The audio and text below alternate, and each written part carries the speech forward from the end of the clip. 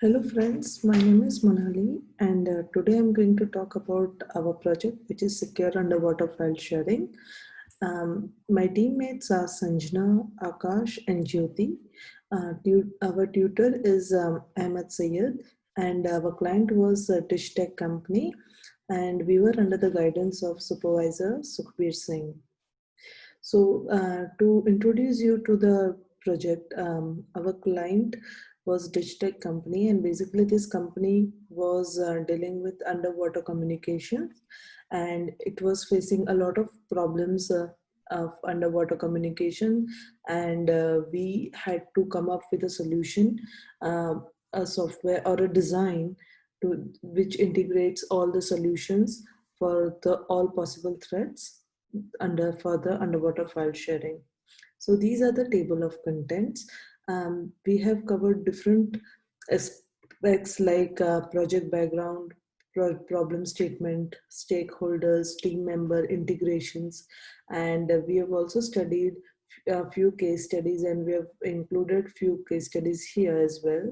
Then we will talk about the framework, the methodology, and the threats and different security requirements for it. Yes. So to introduce you, I will begin with telling more about my company, Digitech. As I've told you before, it deals with underwater communications, mainly in Tasman Sea, and they were facing a lot of problems for like different threats, conditional threats, and cyber-related threats. So we had to come up with the countermeasures. First, we had to figure out, okay, what are the problems, and then we had to come up with the countermeasures for them. And this is how we had started. Initially, in the first meetings, our client used to tell us, okay, what are the requirements, what he needs in particular about our system and design. And that way, in every meeting, we used to give some solutions, then client would take it further from there. Okay, after this solution, what further needed to be done, the same way. So here is one diagram showing underwater sensor network. This shows different network and its interconnection under the water. Then we have got the another diagram which shows a different approach to the network development. It shows all the platforms and super nodes and everything, and how the communication takes place and how the sensor nodes relate to one another in the communication. And the paragraph below shows about the same approach to the network development.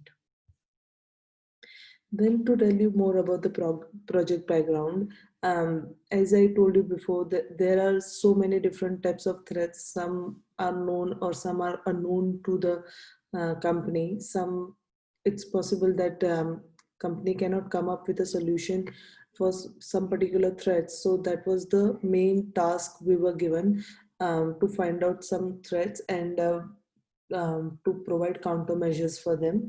And also, like you can see in this figure 3, it shows a surveillance network. I mean, first we need to monitor, okay, what the problems are happening in the communication network. For an example, there is some problem happening, and we had to find out, okay, if this problem is occurring, then we need to find why, what are the reasons for them. It is only possible after finding out the reasons we could work again towards its countermeasures. So we use different project approaches for this, and stakeholders. So there are many stakeholders for this company, and basically me, Akash, Sanjana, our client, our supervisor, and our tutor are the main stakeholders for the project. For the team member participation, since day one, we all had divided all our work so that we could get expertise in every field and every aspect we were working on. Akash was in charge of coming up with the countermeasures for all the threats which me and Sanjana provided. Basically, I was working on cyber threats and finding out all the constraints because of which all this communication mishaps were happening.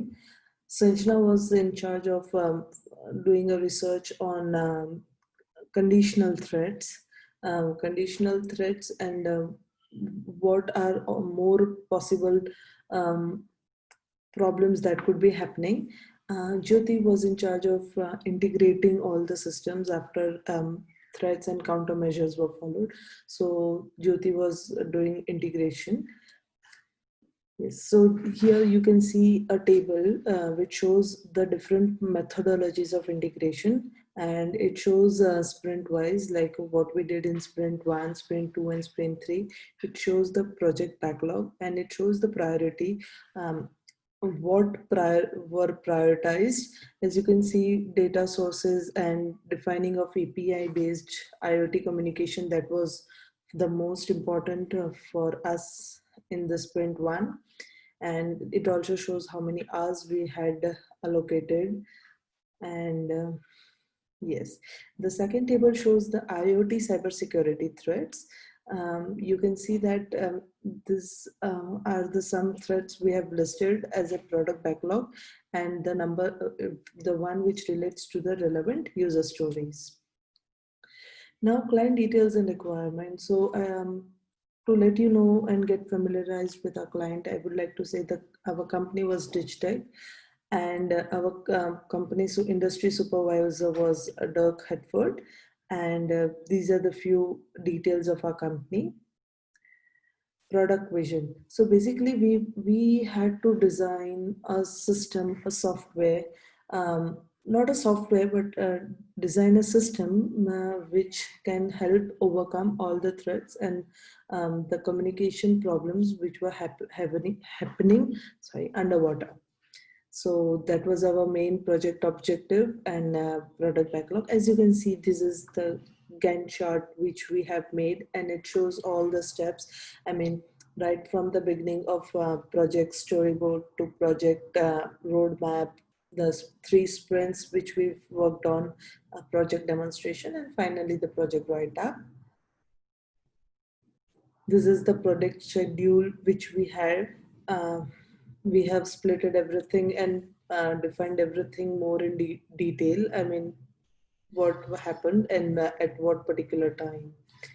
The literature review. Yes, as I said before, that we all had divided our work. We did a lot of research.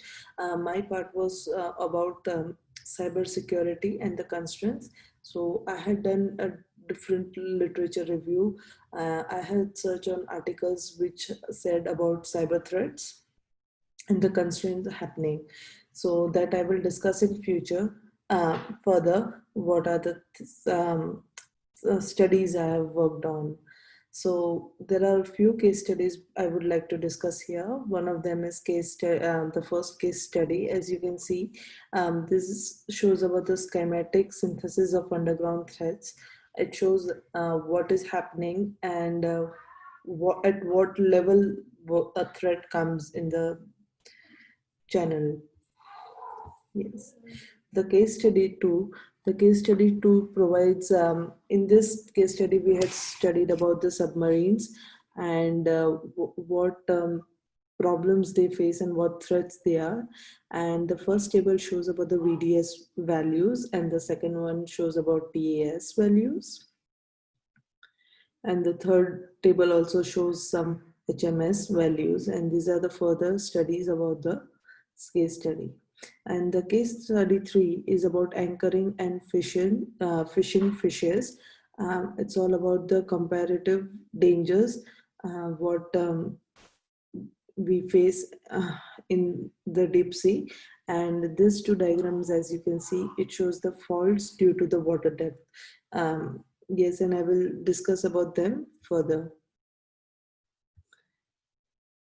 Okay, so the framework, to explain framework, we were given a task by a client to list down all the threats, the cyber threats and the conditional threats, and then the countermeasures, so that it becomes easier to figure out, okay, why, what is happening, why it is happening. And we also had to track down that if some particular thread enters into the channel, for how long does that thread stays, and after applying the countermeasure, how long does the measure stays and it prevents the threat from happening again. Then we also had to find out uh, once the threat comes and countermeasure is applied to it, does that threat repeat again or not?